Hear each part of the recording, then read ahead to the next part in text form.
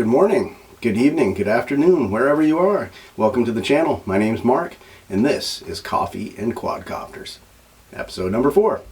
Today we're going to be taking a look at this little guy, which used to be one of these little guys.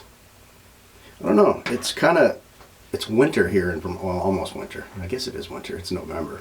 No, it's December, holy crap. Anyways, the holidays went by quick, Thanksgiving and all. I hope you had a good one if you celebrate that type of thing. But yeah, it's cold and it's a little more difficult to fly outside. So as everybody else does, I'm trying to fly inside. And I thought I'd do some experimentation. And a lot of the guys out there on their channels gave me some inspiration to put this thing together.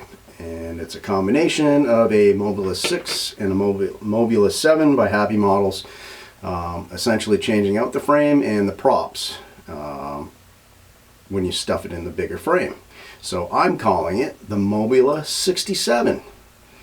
I don't know, some other people call it the Mobula or whatever it is, but I do know this, despite of the name and being a Frankenstein, it flies fantastic.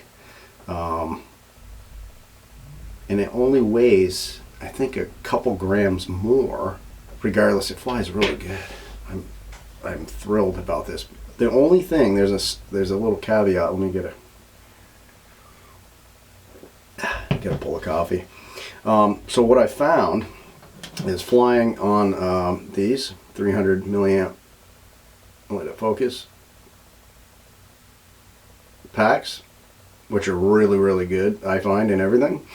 I think because of the larger props and the draw initial voltage sag, not when you're inside, but if you're outside and you're trying to do, like, you know, big power loop and you like bury the throttle, the thing shuts down.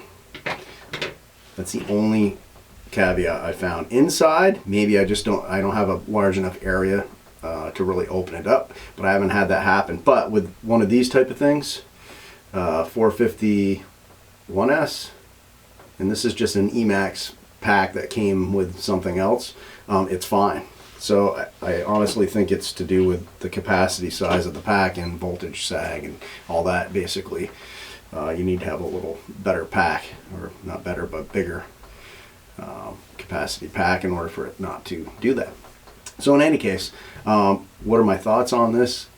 Other than it flies fantastic, it's a super easy project if you're looking for something to dabble with. You know, you have the Mobula 6, and I should add that this now, the Mobula 6 guts in this frame and everything. It is a 25,000 kV motor, plural. And this one I did try, and this has the 19,000.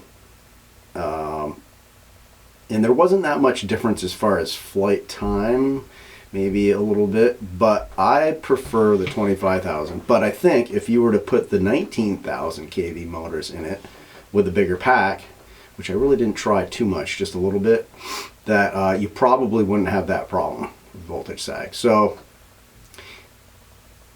yeah, keep that in mind if you're dabbling with either one of these. This thing has an insane amount of power with the I think they're 40 millimeter props, which I'll list all that in the you know, the description. But I think they're 1.6, 1.6 by 4 or something like that, HQs. And otherwise, this is the Mobula 7 version 2 frame. I do have the version 3 frame, which is a little more rugged, I think, but I think it's a little heavier. So this one's been fine. I bounced it off everything in the basement and planted it outside, and it, I don't know, hasn't done a thing. All right, don't hate on my ghetto camera setup here. Just I'm holding it actually. So in any case, here is the weight comparisons of everything. Okay, so we have the Mobula 6. Now keep in mind this has the 19,000 kV motors in it, whereas the Mobula 67 conversion had the 25,000 kV. So there may be, you know, minimal difference in weight when it comes to that. So we're looking at about 23 grams. Yep, And then let's throw a 300 milliamp 1S pack on there. We're looking at about 30 grams. And then just for fun, let's throw a 450 in there, because you could hang that thing off there if you wanted to. And that's about 35 grams. Okay. So let's move on. Mobula67 is only 24 grams. Now keep in mind that's with the Mobula 6 electronics, the 25,000 kV motors, and the HQ 1.6 by 4, I think, props. And if we throw in a 300 milliamp pack, we're looking at 32 grams. And if we throw in the 450, which is my preferred way, we're looking at 37 grams. So once again, 24 versus 22-ish. So it's a couple grams difference, really. So there you have it.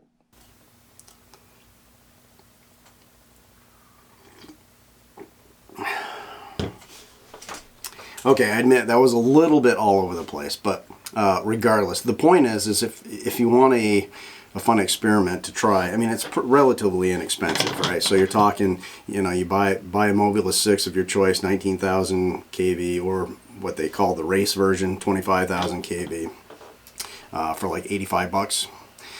Maybe it's a stocking stuffer for you this Christmas, I don't know.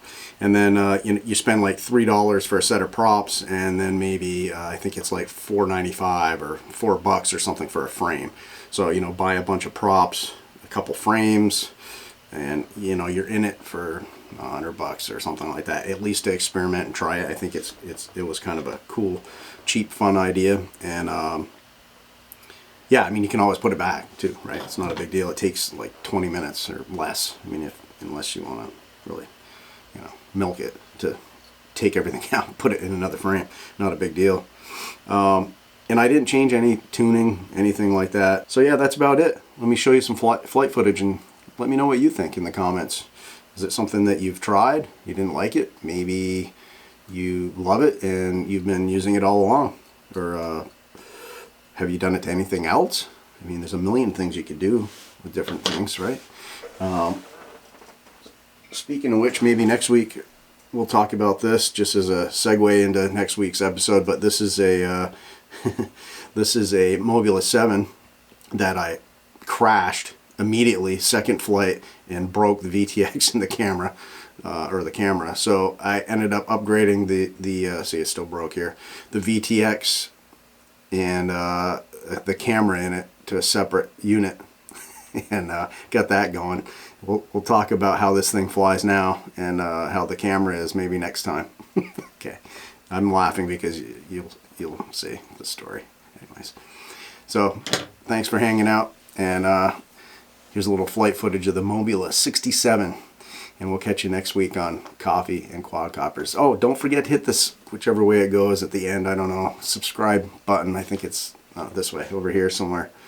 You know, I'd appreciate that. Thanks. We'll catch you next time.